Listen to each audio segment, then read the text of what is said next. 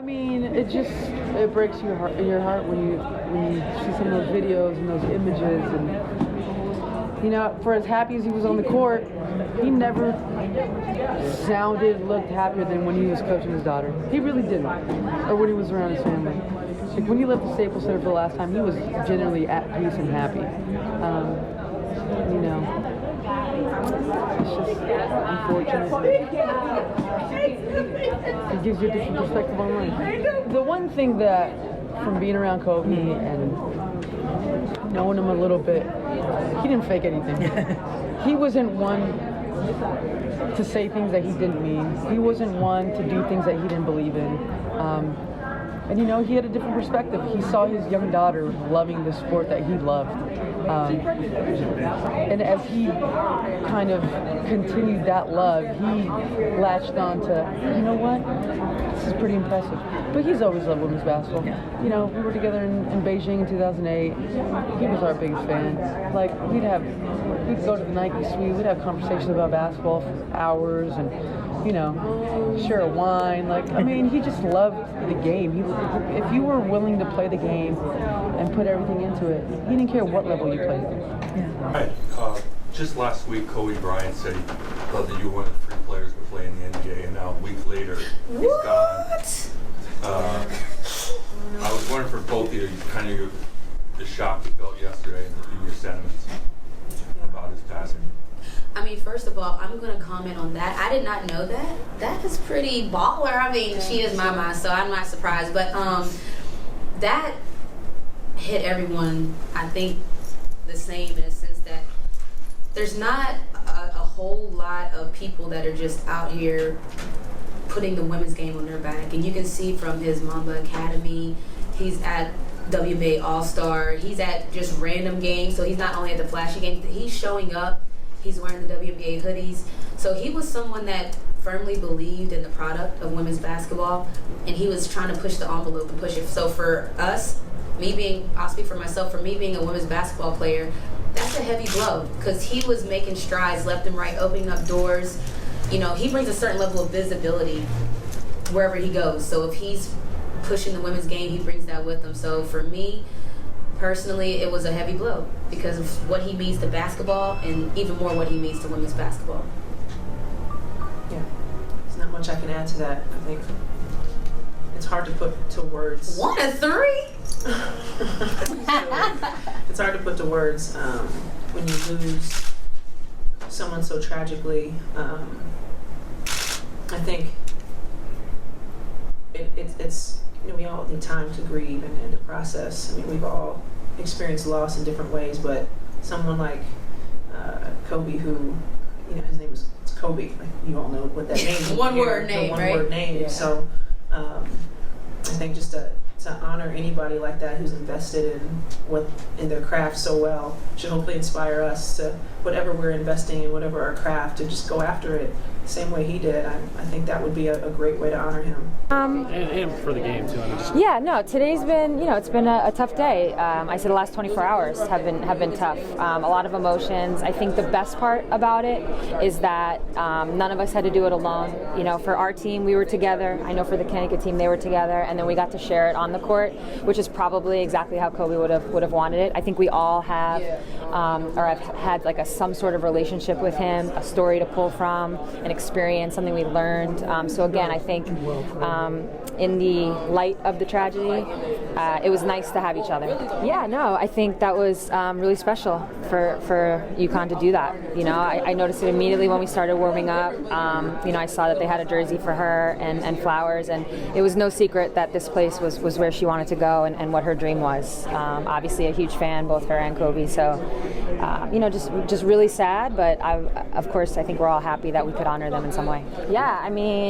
Obviously I think the last, since his retirement, even before that, he was always a big fan, always a big supporter, but I think his daughter being involved and since his retirement, just having more time to show face, to be at games, to take his daughter, you really saw Kobe appreciates. I mean, you actually find this in a lot of NBA players.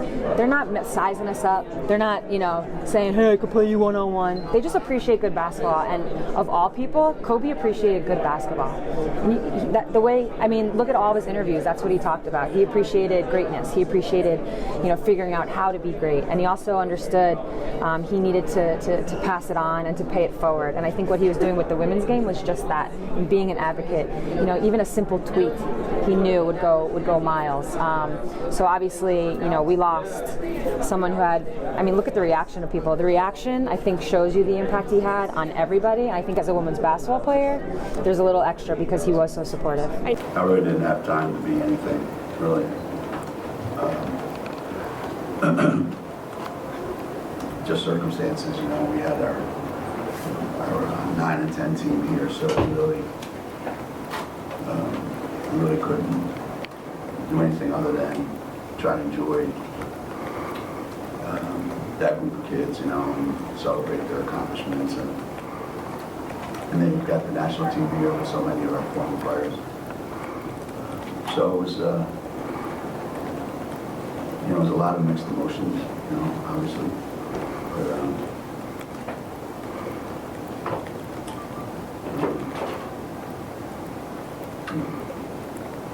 you got through it? Yeah, no, it's been, it's been unlike anything that, you get to experience, it was, all of it, just, you can't react to something like that,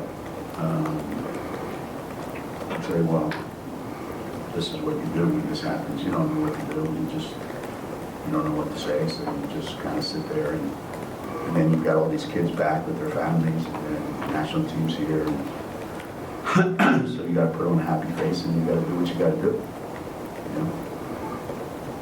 It wasn't easy. I don't think he got a chance to really establish one in our game. I think in the next 30 years he might have been, for the next generation of kids that knew his daughter or played with Gigi, and now he gets involved at a whole nother level because of her.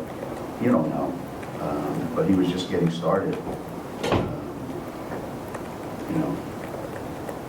He used to talk about what defensive drills to do. I said, what, didn't you pay attention all those years of practice? He said, well, I got to teach my team man-to-man defense tonight. All right. Nobody could score on him for 20 years. He's asking me about defensive drills.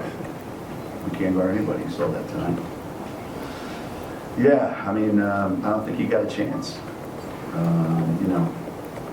He had a big impact on the world of sports. And, introducing the NBA to a whole part of the world that didn't know about it. And his businesses, and all the stuff that he's done. Those are things that will last forever. But, he probably would have had a bigger impact on his kids. More than anything. I would say probably when we were talking in Italian, at one of the competitions, and here's two guys who grew up in the Philadelphia area talking about Italy, because we both lived in Italy, and it was really kind of a neat conversation. And then we talked about his dad. His dad's my age, so we played against each other in high school. And it was just really ironic. It was really funny, and so that's something that has always stuck with me. And then watching him work out by himself on the off days at the Olympics, and having my team just stand there at their half of the court and just staring at him during his workout and just being mesmerized by how many shots. Shot after shot after shot after shot after shot. Winning. And I just shook my head and I said, that's why he is who he is. This is their off day. And he's in there, killing it. Advocate for women's basketball, obviously. The father-daughter relationship probably was the biggest to me because, my dad introduced basketball to me, and for him to have stepped away from the game and then come back, was teaching her, and wanted her to carry on his legacy, I think, and especially you don't really see it really often because, people are like, oh, you should have a guy, you should have a boy, and she was capable of doing it, she was doing it, so to lose two young people, it's sad.